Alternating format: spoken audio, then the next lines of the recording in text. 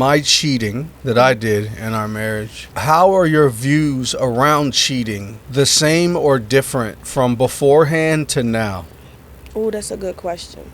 As much as we had some conversations and some intentionality at the start of our marriage, there was obviously lots of conversations we didn't have Correct. as well. So there were a lot of things in our marriage that were introduced that made us question what is even cheating. Yes. So there's no way I can still feel the same way now as I felt then. I am still very much possessive in the sense that, like, if you were to sleep with someone else, would it bother me? Of course. Yeah, I get that. Do I consider it cheating and a deal breaker in the end of our relationship? No. He's stupid.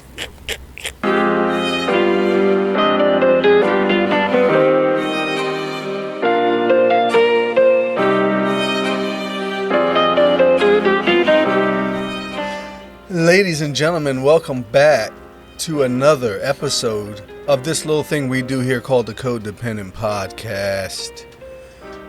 Today, what are we talking about, my dear? Oh, that's right. I'll answer. Cheating. Boy, the reason why I wanted to get into cheating, monogamy, this whole infidelity type thing is, I think anytime I see humans like united across the globe, across time, I get very interested in those kind of concepts. And cheating is an absolute destroyer. Man, I did a little bit of reading on Reddit, which we may start from, or just reference it. I don't know. But it is just, man, I'm telling you, marriages are gone. Businesses get ruined. Kids' lives get ruined. I mean, jobs get lost. Suicide, fights, murder. This cheating one is so powerful. So I guess where I just want to start from the psychological perspective, I don't know if I've mentioned it before, but she happens to be a professional counselor, ladies and gentlemen. So from that framework, and just in your work, in your studying of the psyche, in your hours and hours you've spent with clients I know around this subject, why is it so powerful? Usually because of the meaning we attach to it. Okay. Betrayal. We start to question who we are. Like, well, am I unlovable? Okay. If it's happened to you before, why does this keep happening to me? Okay, so there's a story with it. The lies and deceit.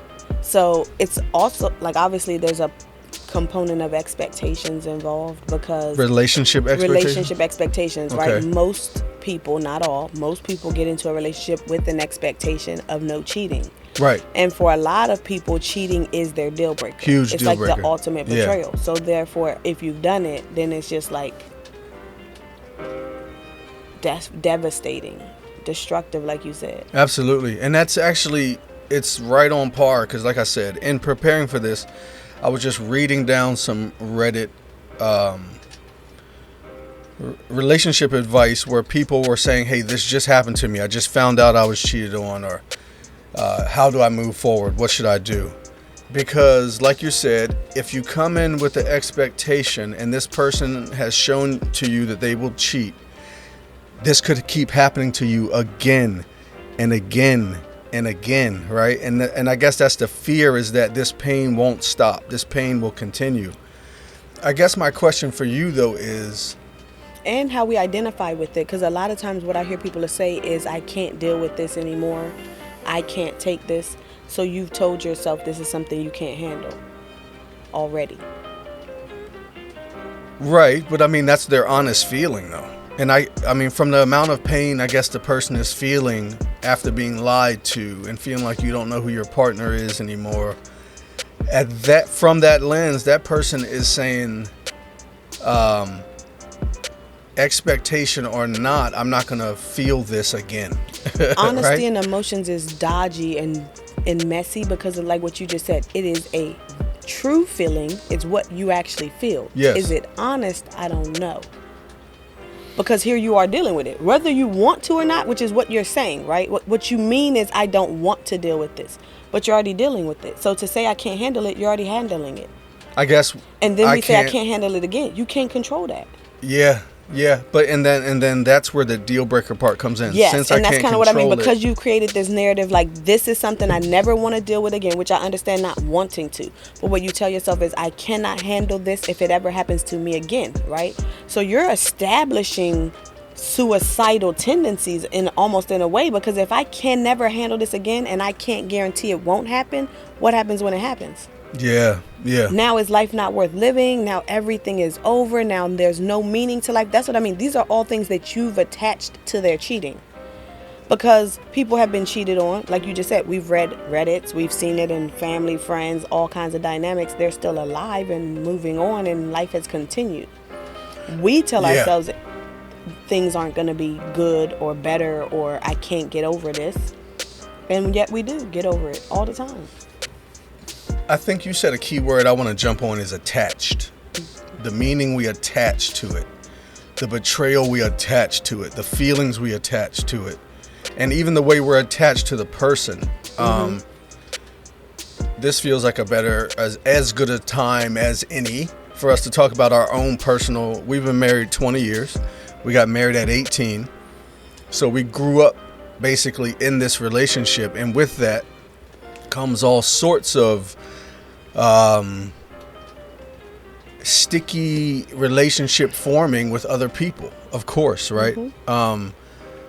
Of the opposite sex in particular. And I'll speak for myself. I know I didn't really feel threatened by the idea that you would cheat on me, because I had it in my mind as an underlying truth. I see this now, something that I just said is without challenging it.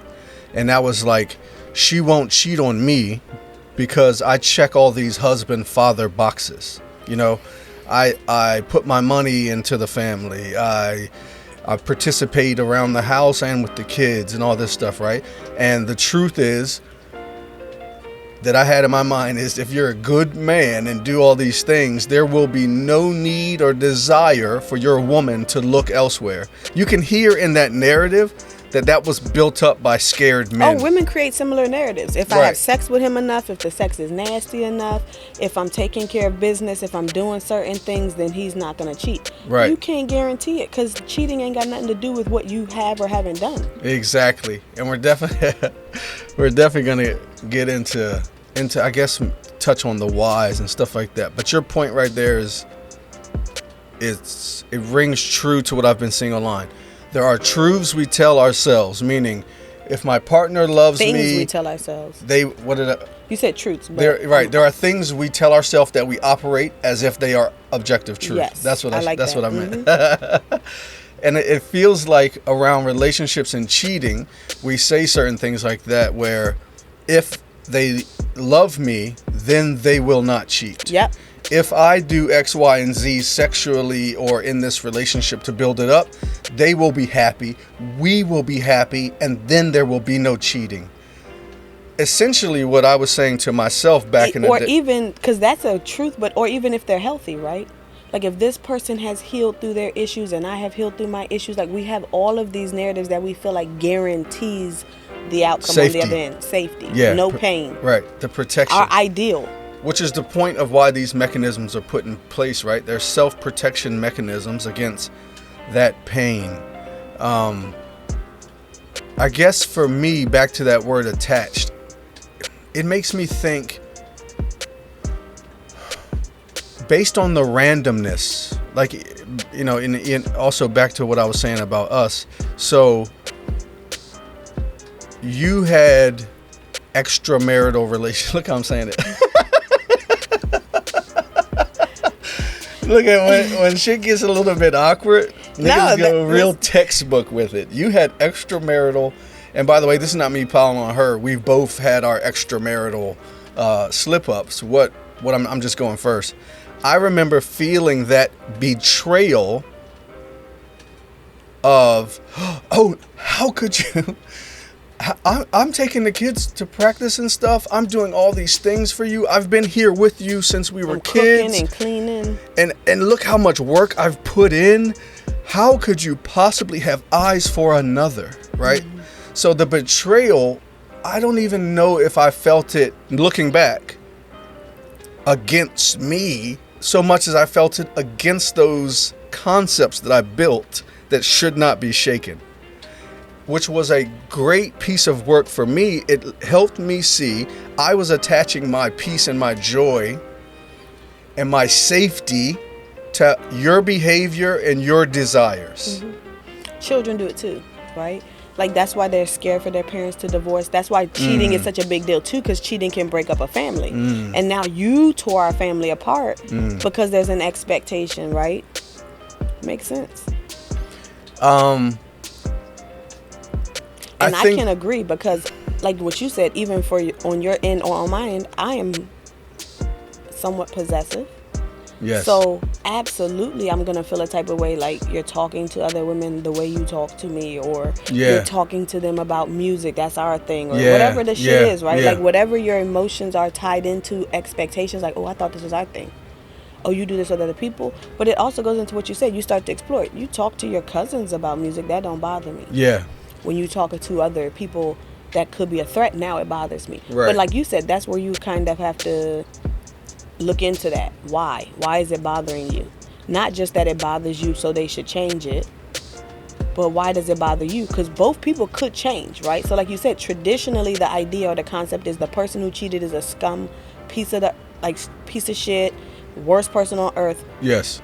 Maybe that's true, or maybe y'all just ain't compatible and you're trying to fit round pegs into square holes. Perhaps. I think when you said explore, right? That's kind of what I'm saying here off the top. I know for me, like I said, I was very tied into what you should be doing based on the roles I had in my mind and how I wanted things to go smoothly, right? Because of course, as a man, the idea of you flirting with other men, sleeping with other men, feeling sexually aroused, turned on, anything that I like from you, I don't want to share it. Absolutely. So it was a great piece of work for me to realize how much of my peace was tied up in what you do. And that's something that you can't control. It's a very unfair position for me to put you in and myself. Because now I have no, like you said, control or influence over my feelings if I'm giving them so much to you. It made me also have to separate, okay, if she's not behaving exactly how I want, if she is flirting with men more than I want, making me feel these betrayal things, making me feel like I have to share things I don't want to, if she's not performing how makes me feel comfortable, can I still be in relationship with her? Do I still appreciate the times we have together? Do I still see value and benefit in conversations and quality time we have? Yes, all those things were still true, which let me know, okay, so there's this ego, obsessive, scared little boy part of me that wants you to behave how I want you to so that I never get upset. It let me realize once you cheated, let's just use the word cheated for the sake of this podcast, right? Once you cheated, it helped me actually start loving you. Right? Because now before maybe I'm loving you because you're not serving talking to men, you're being this chaste good little wife, so now I'm loving you from performance maybe. But now that you're texting late and going here and doing there and doing that and making me feel very insecure, very rejected, very small, now I love you anyway? Okay, so then let's start from there, right? I don't know whether it's going to keep happening or this and that again. Who knows? I know you're coming back to me telling me you're committed to this. I know for me, I wanted to stay in this. We have children, all these things. So there's commitment now and there's pain. It helped. I liked that. Hold on. Let me not say ED. I hated that shit, if I'm being honest. You still hate it. It was 2 or 3 years of very, very difficult as I separated my desires for how you should behave out from my desire to be in a relationship with you, even if it's messy and difficult. And I guess, so my deep, hard pains in the cheating, I felt like were things I had to work out, whether we stayed together or not. Whether we stayed together or not, these are not ways I want to behave and putting my hopes, dreams, and emotions in how other people behave. Ever. You know, whether that be with you, the next one, my kids, whoever. People around me, I want them to live how they're living. And if that makes me feel a way, pull that in, explore it, and look at why does it have to go exactly how I want for this to be a relationship. Right? Now, how would I have behaved if you decided, well, okay, so I'm going to basically come sleep here at night, some nights, but for the most part, I'm just going to be gone off doing my own thing. Maybe that would be different, right? And that's where I guess you just be real about, do you want to continue in this? And I think that's where I think cheating becomes complicated, because a lot of times people are responding to the world's shoulds, what they think and feel they should do, a wife should how do, they a boyfriend think and feel. should do. Not even a wife and a boyfriend. Once you've cheated, once he's cheated, once she's cheated. After the fact. After the cheating has occurred, okay. Right? You're frustrated, you're hurt, you're upset. So what do people typically do? Talk to friends and family. Yeah. And now you've got to deal with all of what they're telling you.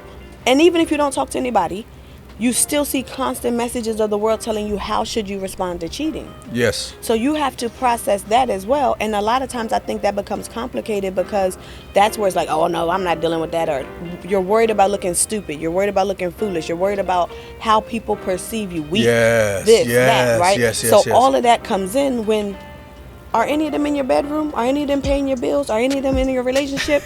No, not really. So their thoughts and opinions, they definitely add and trigger you. Yeah. But it doesn't necessarily matter. At least that's what our conclusion was, right? And everyone's going to have a spectrum for how they feel, how they respond, what their non-negotiables are, what their deal breakers are, right? And I'm not telling people that they should come to the same conclusions as us. Right. But I do think that in my experience as a therapist, I've never seen a relationship that hasn't had some version or form of infidelity or extramarital relationship. Right. Even if it's social media flirting, if it's texting flirting, if it's actual sex, like it's a whole spectrum of what actually occurs and how people identify infidelity, right? That's also part of the challenges of relationships. Somebody might think you're cheating if you watch porn. Yep. Some people think you're cheating if you think about, and we watch a lot of sitcoms. I remember there's like a King of Queens episode when they were talking about whether or not you think about other people during sex. Right. So I'm having sex with you, but I'm thinking of someone else. Yeah. Is that cheating? Yeah. So like that's where cheating, obviously we have what, like the textbook definition, but then you also have the colloquial understanding of it, what society understands cheating to be, and we therefore think even that is an absolute truth. But it's not. Each person has their own understanding and definition of that. So I've come into a lot of challenges, even in marriage counseling, because at the end of the day, it's just various desires. Maybe this person's watching porn and you're not okay with that. Now that's a betrayal to you. It could be this person is flirting and talking to women or men, and that's a betrayal to you. It could be that this person wants to have actual friends with opposite sex or the same sex, depending on what their sexual preference is. Everyone doesn't define cheating the same, and that's what makes it very complicated, because now we're in a relationship. We haven't necessarily defined cheating. We haven't necessarily defined monogamy, but we have an expectation. Yeah, and that's kind of the starting point for a lot of relationships, because of course we'll be like, don't cheat. But the details of what all that means and how and why. We ain't defined a relationship. I cannot tell you how many clients I've had, how many friends I've had, how many situations I found myself in where we didn't define the relationship. So we had a break, we were together, we weren't together, and now this is carried into our actual marriage or our actual relationship, or we're not together necessarily, or we've never even defined it, so we're constantly in this state of conflict, so to speak, because it's never been defined, but there's already an expectation. Yeah. There's nothing been communicated, but there's an expectation. So like what you were saying, all of a sudden, I've betrayed you? If we've never talked about it, I betrayed you. It's one thing if you clearly told me never do this and I do that. I can understand that, right? Or even if you told me, like, if you ever did this, this would be the end of us. Like, this would devastate me. This would be a betrayal. I understand that. But a lot of times that's not the case. A lot of times this is, that's wrong. Why do I know that? This is how I feel. How do I know that? Did you tell me that? Did you communicate that this was a deal breaker for you? Did you communicate this is a non-negotiable for you? And sometimes, yes, that's the case and people still do it. But that's also the point that you said. We can never control someone else's behavior. So if my happiness, if my worthiness of love, if my self-identity or sense of being, if my sense of peace or joy Right. is ever connected Purpose, to something outside future. of myself, I'm sort of screwing myself because I can't control none of that. And now that's interesting because I know for me, for instance, right, I do imagine a future with you. Absolutely. I want a future with you. I want to grow old with you. And I could admit, yeah, for sure, like if for whatever reason, you met someone else and decided to make a switcheroony, there would be a great level of disappointment. But at the same time, I guess the way I look at it is, what's the purpose of this relationship? And what I was seeing a lot on Reddit and other places is when you respond to the person who cheats on you as get the fuck away, you're disgusting, I can never trust you, this relationship will not work now, right? To me, the message I'm hearing is as soon as you're not serving me, go away. The purpose of this relationship, Same difference. as soon as you hurt me, at least to a level, go away. The purpose of you in my life is to pleasure me. So if you're hurting me, go away. Whereas for you, if you were to go cheat, the way I see it is, my goal in this relationship with you is to love you, right? Hopefully I will get some back as well. And that would be great, or else this would be kind of sucky. But my goal is to love you. So after you would cheat or whatever, my top priority is, okay, after that experience, number one, like, how are you feeling? This is a new sexual experience. Are you stressed? How does that impact us? I'm not saying I will be accessing all of these thoughts and emotions first off. No, there will be some jealousy and anger and all these things. You have these things. They'll be there. I'm talking about my sole goal that I would intend to do here from a clear space is to be supportive after she would have a very interesting kind of jarring experience. Now, even if she wasn't jarred, right? Because I know some people are getting cheated on by people who may be kind of flippant, where it's like, so what? I fucking did it. Maybe you're hurt and I don't care. Question how come you would want to stay in a relationship with a person who, after you're hurt, will be flippant? Yes. So I'm not saying all cheating with all remorse is okay. Because I think we need to break down all the components. I like that you said that because people look at it like you cheated, you're a piece of shit. Yeah. Yeah. Right? And that's also how people approach mistakes, right? Meaning when you see someone make a mistake, the world judges them. When you make a mistake, we have an understanding everyone makes a mistake. Right. But when it actually occurs, there's rarely grace and compassion for that right mistake away. In the moment, right? Yeah. But I mean, even in reflection, because it's not like, it's easy if it was your shit, but normally we're judging celebrities. Normally we're judging Instagram, social media, whoever, someone we don't know as closely, sometimes even family and friends, so we don't know all the details. It's just a messy situation because there's so many layers to it, because like you said, number one, this person could have been throwing themselves at me. Anything. Yeah. Maybe I even wanted it, Yeah. right? Yeah. There's, like you said, it could be so many things, but the instant conversation or the concept or the conclusion is that you are a piece of shit if you've ever cheated, right? That's it. If you cheated one time, if you cheated ever, this is who you are. This is who you will always be. A dishonest person. There's no chance for change, growth, development, which I feel like is the opposite, because even what we talked about, we started dating early. When we look at people and you see some people in society say this, like, oh, he's young or oh, she's young. They got to like sow their wild oats. They kind of like get this out of their system, so to speak. I do believe, in my experience, that there's a development where you have to go through and heal through certain things. And usually cheating is a sign of insecurity. Yeah. So to expect monogamy from insecure people may already be an unrealistic expectation. Agree. There's also other circumstances where monogamy could be challenged, right? Like people who've been in jail for a long time. Health concerns. Pastors and ministers or priests where they're like, you shouldn't have sex ever at all. Like, it's a lot of restrictions put on people where I think it's unrealistic. and therefore, like you say, cheating may occur, other things may occur, but we never think of it from a realistic perspective of like, you're a person struggling with the challenge. You're just a piece of shit. Yeah. But what if you're struggling to know yourself, to understand yourself, to work out insecurities, to Yep. work through some limitations or some trauma that you've been through, Yep. whatever it is. Absolutely. And typically, as people mature, they do become more monogamous because in They're the beginning, settled you don't down. even know what you like. Yeah, you're settled. You settled down. That's a great point, especially in our 20s. And there's no real limit to it because at all points in life, we say 20s because we have a concept of what the 20s mean, but like I like what you said because I think age and maturity don't necessarily correlate.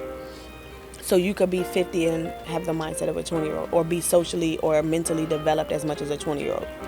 Yeah, or I mean, you could be what people call mature, and the point is, Also. you hit points in life where you have more social need, more inner insecurity. It's not binary. It's not written in stone. We're fluid beings with fluid insides, and at any time, at any point, you could develop a pull towards anything.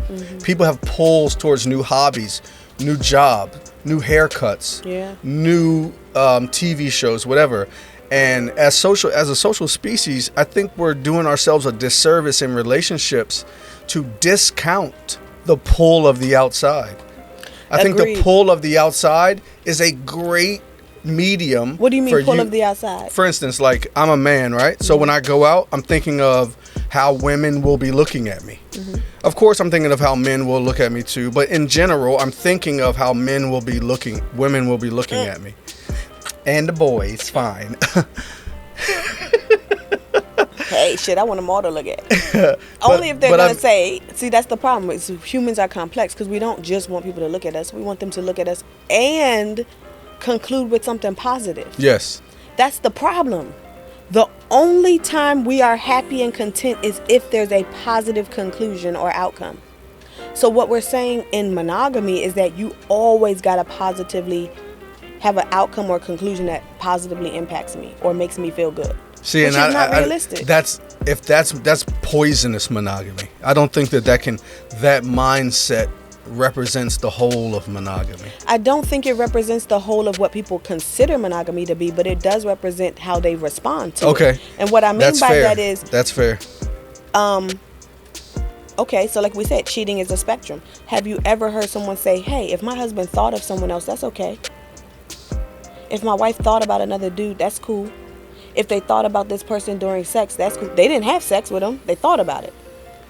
You're not cool with that. That's what I'm saying. So is there any time that monogamous label can be breached and you be okay with it? So the way... Or accept it or not be pissed at it. That sounds like monogamy. Wow. It's being used as almost like a safety blanket. Well, yes and no, because, I mean, I think a lot of our so-called standards are, right? Because what we're saying is if you don't meet my standard, it will make me uncomfortable. But like you just said, we want love to be always comfortable. We know it's not. Yeah, what's your goal? What is the goal? But here's the thing about it, and this is just real, right? If I'm 25, I'm stressed in life. Maybe I'm a young professional or a young parent, whatever. I'm out here dating. I'm already stressed, right? So when you bring stress and turmoil and unrest to a relationship, you're almost requiring, like if you're not self-processing, you're almost requiring that you find a partner who's willing to help you work through your negative emotions. Not that isn't what relationship happens sometimes, but if their job title and description as a whole is pleasure me, make me feel good, compliment me, take me out places and make my life better, then of course there's no room for any outside anything because that person's job description is pleasing you. And then we forget because the marriage vows technically say better or worse. But we always focus on the better, right? So like people will always say, this your worst, this your worst. Whether it is or not, you never want it. You never like it. You're never okay with it. You're never like, you know what? Hey, I said for better or worse. No, it's like this motherfucker needs to change. And they need to change now. Like, this nigga needs to get his shit together or her shit together. But it's like, What does, and that's where it's a struggle, because what does that actually entail? We Yeah. don't even stop to think about that. We just want it, right? I just want you to no longer trigger me. Well, what Yeah. does that mean? That means you got to work through the shit that is triggering them. That takes time. I'm literally a therapist. Everyone's coming to me to work through what? Their shit. So you think the first day they're fixed? Okay, I'm home. I fixed it. I worked through all my shit. Yeah. No. 6 months in, you think they worked through their shit? Still no. So that's my point. We're telling this person, once I'm married to you, have no shit to deal with. Yeah. Where's that person at? And then why would they have picked you? That's the thing, right? Like, oh man. Because you got shit too. So if Yeah. I got all my shit together, why am I tying myself to someone who has shit? But that's also part of the problem. We point fingers. So we're like, oh, this person cheated. So you never cheated? But we like to do spectrums and degrees. Well, I never fucked somebody else. So you never flirted with nobody else? So you never had a little office wife or no little flirtation? Something you What knew do would hurt spend your time partner on social is- media is the- doing? Do you is- spend a lot of your time on your partner's page? I guarantee y'all motherfuckers ain't spending all your time on your partner's page, which means what are you browsing? Only friends? You a lie. Recipes. So there we already start to see the spectrum, but that's how we start to feel superior. I didn't do that, Yeah. but what did you do? So you were completely faithful, so you've never thought of anyone else, you've never flirted with anyone else, you never entertained the thoughts of anyone else? Or are you telling yourself mine is less, which is possibly still cheating, right? So that's my point. Like, where on the spectrum do you lie? You're like, oh, you shouldn't cheat. You're not cheating? And so then let's flip it, right? Because you will have people who say, no, I haven't. No, I've never done none of those things. Is it because you're scared to? Is it because you didn't want to, or because you're scared to? Because that's another thing we use to condemn. You stepped out because that person may be more courageous, so they'll try some risky stuff. Yeah. You want to try it, but you didn't do it, so you're like, I ain't tried no risky stuff. But And you now won't. I'm more moral because I'm more fearful. Yeah, that's very interesting. Yeah. You mentioned monogamy earlier. And it made me think of, in this whole conversation, right, that do the polygamists have it figured out, right? And the reason I'm saying this is the truth of the matter is, as social beings, there is no way to cut off your social interest in other human beings. There is a way to and curtail even it. attraction, right? Because Attraction all of a is- sudden I'm that's what married, I I meant. find no one else attractive. That's what I meant, That's right? crazy. The whole thing. The pull to want to talk, to be around, to touch, to sex up, whatever. Even, there's a social... Ooh, I like that. There's it's, this it's idea biological. that it gets cut off almost internally once I'm married. Like, Yeah. marriage fixes it, right? Like, I was Yeah. single, I had all these desires. Now I'm married, no more desires. It went away. That's crazy. Or you want it to. And then... You want it to, so you try to believe I that think if so we're much. being honest, though, we wouldn't say our partner's desires go away, but we would say control them to the point where it doesn't hurt me. I like that you said that, but that's my point. We don't even want to sit in it. So we won't say it went away. Yeah. But it makes us uncomfortable, which is why we get upset, right? Yeah. Like, you see your partner checking someone else out. Yeah. They check you out. That's a natural reaction. What do? If you know they find other people attractive, why is it bothering you? Right. Because it hasn't settled into that understanding and acceptance part of it, right? Right. So you're still resisting it, because the more you avoid that truth, the more it's going to still sit with you and bother you. Yes. As opposed to if I face it, if we're even having those conversations, do I think polygamists have it answered? Maybe not, but I do think open relationships have it more answered Yeah. than a polygamist. Yeah. Because of that component, right? Because polygamy can still cheat. Yes. The concept of open relationship, I mean, any relationship could be still, you can cheat, you can have You infidelity. can lie no matter what. Absolutely. But Yeah. the concept of open relationship is that we're talking about everything. Not that everything goes, but that we're talking about it all. Which Yeah. is usually what people avoid, right? That's the reason for infidelity. I can't come to my partner and tell her there's this person at my job that I find attractive. Right. Or tell my partner there's this guy I find attractive. I can't Yeah. tell my partner that. And that's So now how do I yes. really resist that temptation when Yeah. I'm trying to tell myself, because it's wrong, I don't have it. Yeah. It doesn't exist. Yeah. I'm not attracted to this person. Oh no, I can't be. But you are, and you can't sit with that, and you can't acknowledge it, and she can't or he can't sit with it and acknowledge it. So now we're pretending, which to me is more dangerous, because that's how you step into the problems, because you're not even acknowledging that it could be a potential threat. You're like, Agreed. no, I've heard so many people say that I can handle these friendships, I can handle these friendships. Those are the people with the worst boundaries. Yeah. And I'm not saying you can't handle those friendships, but a lot of times when I engage with people and try to talk or try to have platonic friendships and try to discuss boundaries, it makes people uncomfortable. Why? Yeah, because the taboo, or if we don't address it, we can't do anything wrong. As soon as we set up what is this about, now there are limitations and awareness. And once you put awareness in, it ruins some of the taboo. Yeah, because people don't want to admit that there's something you're doing that's taboo. There's something you're interested in taboo. Because the moment you say, I shouldn't, now people try to say, oh, I don't do that. Right. No one walks up to you and says, I'm a liar. No one walks up to you and says, I'm a cheater. No one walks up to you and says, I'm a thief. So none of y'all is breaking any of the rules? Y'all lying. And I do think that the openness of the relationship in these polygamous relationships, like you said, that forced communication. Now, just because it's on the table that we talk about things, of course we're still human. Of course we're still scared and fearful, and we'll hide things from our polygamy partners just as well. But that little insert over the top that, hey, since we can do whatever, or since we have more openness than monogamy, we need to talk about this. That little start point, I feel like, would be a healthy start for all relationships. And just honestly, start that's it the off start with I that. want people to start with, but it's terrifying, right? Because how do you... So that's the thing with monogamy. It's a protector, right? So if we're both saying this, now we're both supposedly on the same page. We're never on the same page. No. Exactly on the same page. Like, even if I like it hot and you like it hot, you might like it 85, I might like it 88. Exactly. We're never going to be on the It's never same going to be the page. exact same. I think the openness allows there to be conversation and boundaries and communication around those things, whereas normally you won't tell your partner, I find this person attractive. I'm sexually attracted to this person. I'm tempted by this person. Because those are threats to monogamy. Because it's a threat. Because now you got to Threatening. deal with that person's...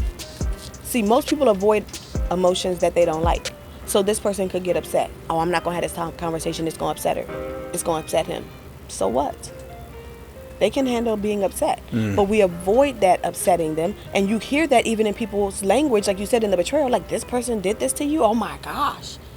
How dare they? How dare they what? Live their life? Right.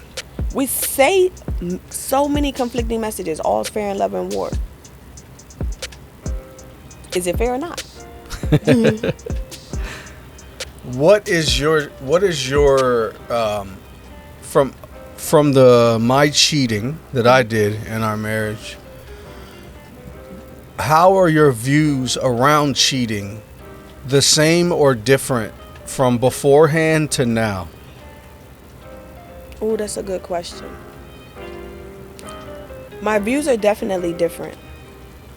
Although I'll have to admit that I don't know how, like, as much as we had some conversations and some intentionality at the start of our marriage, there was obviously lots of conversations we didn't have as well. Correct. So I don't know, based on my trauma, that I actually thought of like cheating or this or this. Like, it goes to what I'm saying. A lot of people just assume like everyone knows cheating's off. Right. But we didn't define cheating. So there were a lot of things in our marriage that were introduced together or separately that made us question what is even cheating. Yes. So there's no way I can still feel the same way now as I felt then. I am still very much possessive in the sense that, like, if you were to sleep with someone else, would it bother me? Of course. Yeah, I get that. Do I consider it cheating and a deal breaker in the end of our relationship? No. He's stupid. But that's where I feel like open relationships are healthy, right? Because people always think like, oh, polygamists have the answers, open relationships have the answers. Because typically when we dream in our ideal. So you got people that's like, oh, I can do whatever the fuck I want. Absolutely not. See, that's the thing. I'm not saying that anyone can do anything and I'm okay with it. Right. But it depends on the conversation, right? Just like with cheating, and maybe that's part of, like you said, we've had our own slip up, so we've been able to sort of see what bothers me, what doesn't bother me, what upsets me. I'm the type of person that's very big on honesty, so I prefer honesty. I don't gotta like what you're saying, I don't gotta like what you're doing, but if you're honest with me about it, I can prepare myself accordingly, I can shift accordingly. When it comes to sex, the biggest issue for me in monogamy is safety, not necessarily possessiveness or control. Yeah. Like, meaning, like, sexual if you're, safety. Sexual safety. Like, you could be sleeping Responsibility, with somebody unprotected, doing all kinds of things, coming back with me unprotected, and now I'm at risk, you're at risk. I don't like that. So openness allows us to talk about that. What are going to be the parameters? Are you using a condom with them? Are you using a condom with me? Like, what are we doing? Like, but it doesn't mean that I'm okay with you just sleeping with anybody 1,000. Like, if you just went out and slept with 1,000 women and came back and slept with, like, wanted to sleep with me, nah, nigga. Like, what? If you had no discretion with who you slept with, that would bother me. Right. But that's also part of what I mean by maturity, because in your younger years, most people, men and women, it may not look the same or manifest the exact same way, but most are less discretionary and discriminating with who they choose as partners. And as you mature, you become more discriminatory. Yeah. Some of that is even avoidance of pain. I don't want to get hurt again. Yeah. Or I've learned certain things. Lessons. Yeah. Either way, those are the things that make me feel more comfortable. Like, you're now a bit more, you're not just trying to sleep with any and everything just because it's attractive, just because you like what they look like. That would concern me. But if we're talking about it, we can talk through some of those things. We can give each other parameters or concepts of what we would or would not be comfortable with. Yeah. What is our non-negotiables? What is okay, right? And we can also navigate those things in a way that's more comfortable for everyone. Yeah. Doesn't mean it's going to be ideal, but that's a part of the communication. I don't look at life as being ideal, meaning had to pick my son up today. That wasn't ideal. I want to just not do shit. That would be ideal. Did I get to do nothing? No. Yeah. I would love to not have to work. I would love to be retired at my current age, let alone if I was retired at 25. Does everything happen the way I ideally want it to happen? I know it doesn't. Right. The difference is, and I remember some of these conversations early in our marriage, and I used to think that the woman saying that is just making excuses and is weak because she just wants to, like, keep this person, right? Like, oh, you don't want to lose this person. Absolutely. Yeah. Oh, you're so desperate, or you're so jaded, or you've been wronged so much that this is your perspective. Low self-worth. Low self-worth. Yeah. All kinds of things that, like, oh, you're just allowing him to just mistreat you over and over and over again, and you're just staying. Well, I don't think, number one, that's the same concept, because monogamy versus open relationship, I'm allowing these things to happen versus I'm telling this person this can't not happen. Right. There's a difference in that. There's also a difference in, you and I know, people think that's just, oh, anything goes. I just told you lies bother me. You could lie about something stupid and it will bother me. Yeah. Yeah. So it doesn't mean that person has no boundaries. But I also think that's what I mean about maturity. Sometimes you have to mature because of experiences. Mm-hmm. But that's also a humbling thing, because a lot of people don't want to say, oh, I was cheated on, because that already makes you seem weak to society. Like, oh, they cheated on you, or this person cheated on you, or you even cheated. All of those things look weak to society. Lack of morals, lack of whatever, right? But then you also start to grow and mature, and you're like, well, who's out here with morals all the time? Perfect all the time, doing everything that they're supposed to do 24/7. I haven't seen it. Right. I agree with that. Which means we tend to like to explain away our own shit and judge other people's shit.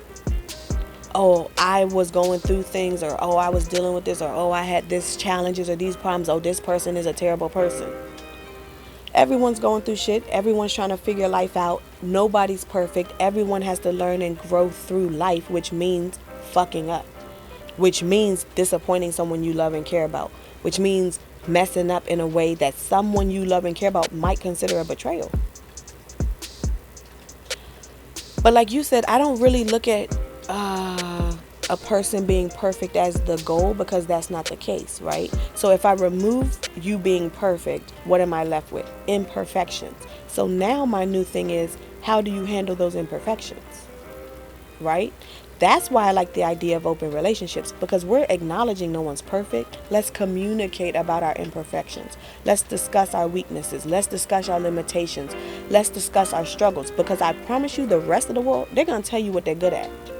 They're going to tell you their strengths. They're going to tell you the things they do well, the things that they're great at. It's very rare for someone to come up to you and be like, this is my struggle. This is my weakness. This is something I'm not great at. That's the person I trust more, because you're honest completely. You're not just trying to sell me a fantasy like I'm such an amazing person. No one's always amazing, myself included. Which means I don't know how much I can trust that. Including the idea like you're going to be perfect. Like, I remember this conversation with some of our friends early on in our relationship, other couples. Some women want their partner to tell them, you're the most beautiful person in the world. I'm not buying that. The moment you tell me that shit, I'm thinking it like this is a line. Like, that's not impressive to me. So that's the difference. Some people want you to tell them their ideal. I don't, because I already know that that's not going to be realistic. You're never going to run into anyone else that's I'm not saying overall better looking, but physically more attractive than me. That's not true. But because we're not honest about that, we can't even handle anything else. If I expect you to think I'm the most beautiful person in the world and now you find someone else attractive, that's offensive. If I recognize I'm not the most beautiful person in the world, I'm attractive, there's always going to be someone with more money, with bigger titties, bigger ass, something, bigger bank account, more intellect, more funny, more outgoing, more happy, more whatever. There will always be someone that fits whatever little one you're comparing today. That's the problem. But there's such a pull in the relationship for special, right? Make me feel special, make me feel only, make me feel the best, make me feel precious, right? It feels like a ego boost type thing. It is. And I'm not saying that when someone does something for you, if you feel precious and special, that you're wrong, imbalanced. That's not what I'm saying. But for that to be your goal all the time, yeah. If the requirement is that you feel special, that's an investment in a conceptual self that's scary, right? That's an investment in an idea that you're building of yourself based on how someone else acts. I like that you said that, because scary. It's already a projection, right? Like, you're like, make me feel special. You are. Right. Or you are special. Right. Why should I make you feel that way? Right. And what's you happening? You should feel that way. What caused you to not feel that way? Deal with that. But don't expect me to adjust it, because guess what? It's like, I think we've used the analogy before, but it's like a colander or holes in a bucket. I can pour all the water I want all day into that bucket. It's just going to run out. And I think that insatiability is what's being seen. Yes. And served. Yeah, on both sides, men and women, polys and Z's and they's as well. The point is, when the person in a relationship is feeling not special, not prioritized, there's this little romance monster inside all of us that says, this is not right because I want it to feel different. And there's a logical component to it too, right? Meaning, like, the reason things develop the way they developed is for us to socialize in a non-conflictual manner. Okay. And so if you add in marriage and then kids and all of these components, the nuclear family, it can get messy, right? Paternity. And that's why I said one of my standards is discernment, meaning if you're sleeping with anyone, you will bring chaos into our situation because you haven't gauged that person at all. You haven't read that person at all. You're not seeing their stability, their health, their none of that. So that could be chaotic. But that's the reason why I said it doesn't mean it's a free pass to do whatever the hell you want. But let's talk about it. Especially because when they talk about two heads are better than one, if you're making a decision on your own versus us making a decision together, it's going to be a better decision. So even if it's who you're sleeping with, it's going to be better if we're both looking through that the same way. If it's who I'm sleeping with, it's better if we're both looking through that, because we lie to ourselves. We all make good decisions every time. Right. So that's part of the thing. Like, oh, you shouldn't make that choice. So you think you know every single time the choice that someone else should make or the choices that you should make? You've never made a bad choice? Right. I don't even really like the term bad choices or good choices, because life is a learning process. So if I'm looking at it as learning, okay, when I first get on a bike, do I know how to ride a bike? No. Do you tell me I made mistakes? No. Because you know I'm figuring it out. When I first get into relationships, there's no space for figuring it out. You should know. You should never cheat. You should not make no mistakes. You shouldn't betray me. You shouldn't do that. I've never done this before. I don't even know what betrayal is to you. Oh, I said I like this person's outfit. Damn. I hug this, because we talk about betrayal. There's people that get upset if we go out in public and I hug this guy and say hi to him. Mm-hmm. That's a betrayal to you? For some people it is. So that's what I'm saying. It's a spectrum. It is. And if that's a betrayal to you, why don't you match up with this person who also considers that a betrayal? Because over here, that's not a betrayal. I'm not saying you're wrong. I'm saying that that's not something that we're in agreement on. Right. So therefore, that's gonna make relationship very difficult. Yeah, a lot of conflict. It's a lot of And conflict. if we're having that conversation to begin with, we don't have to get to the infidelity because we already recognize. So your goal is to never sleep with anybody else. That's not my goal. We're not in conjunction, so let's not have a relationship. Or your goal is to sleep with someone else every other day. That ain't also my goal. We're not in Yeah. Why would I try to force you into my box or force myself into your box? Yeah. As opposed to accepting the box that I'm in. Yeah. But that requires honesty with self first. Yeah. To be able to say, I'm forcing them. not even forcing them, I'm a hoe. Forget them, right? Who are you? Who are you in yourself? I'm a hoe. And the only reason I say that is because that's what is considered if you're not monogamous. Meaning, if I want to go on social media and flirt, if you want to go and get attention from opposite sex, this person just wants attention. Who don't? Mm-hmm. Why is that a demonized concept? And that's what I mean about the concept of monogamy being so embedded in our culture, because even that is wrong.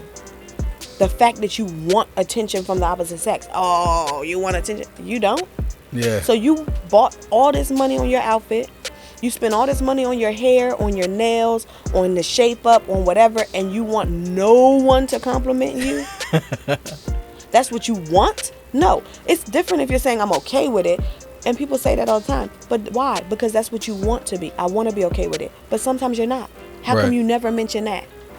Right. How come you never sit with that thought? How come you never sit with that emotion? Sometimes I go out and I wore my banging ass outfit and ain't nobody complimenting me. The fuck is wrong with y'all? You don't feel that ever? Sometimes you did all this shit for your partner. They didn't respond the way you wanted. You're not disappointed at all. I'm not saying these are not the feelings you want to have. They're real feelings. They occur. And if you don't acknowledge them, guess what? Now they're boiling over. Bubbling up. Yeah. What would your I want to close it out by still trying to show love to pain.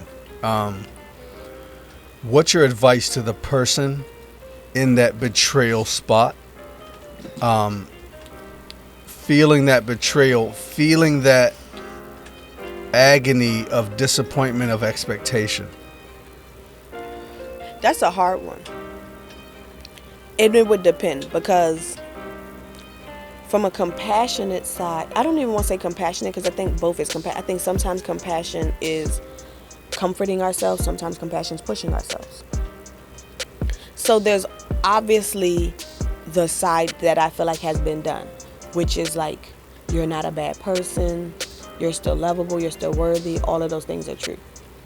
But what I want to say more than that is challenge yourself. Because it's easy to sit in the thought process of, I'm a good person, this person's a bad person. I didn't cheat, this person cheated. I didn't fuck up, this person fucked up, right? In this moment, you never fucked up? You've never cheated? And I don't even mean on a person. You never cheated on a test. You never did anything wrong. How would you want someone to respond to you when you fucked up? Yeah. Can you tap into this now? Because I promise you, a lot of times people, I'm tired of being the bigger person. You're not the bigger person that often. Let's just be honest. We like to say it because, again, we built a narrative.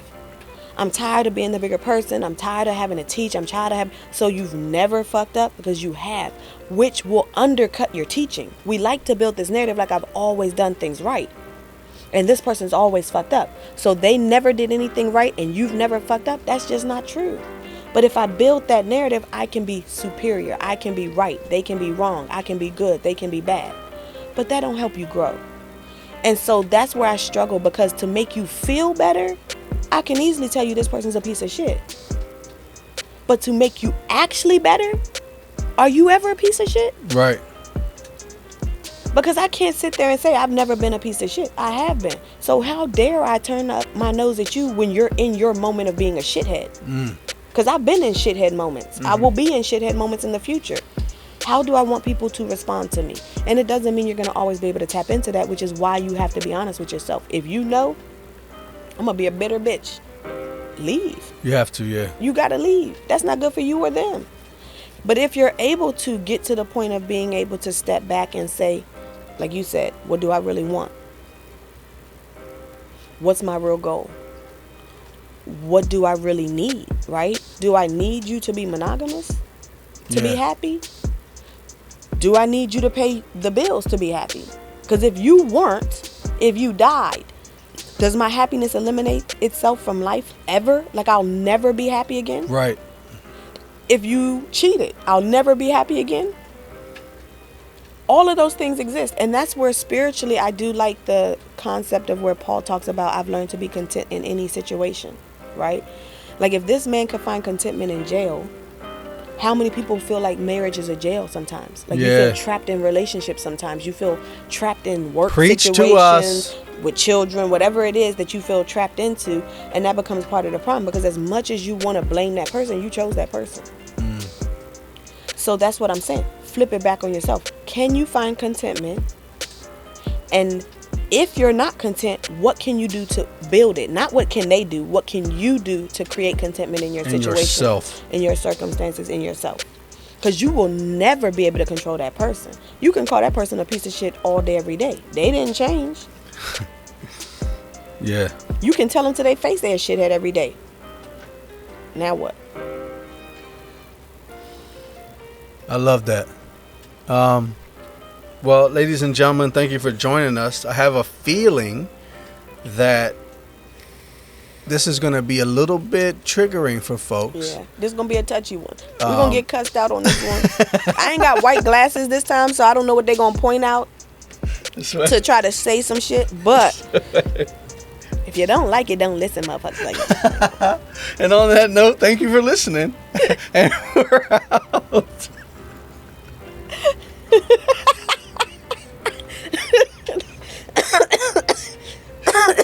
That need to be the first clip. Oh, That need to be the first clip.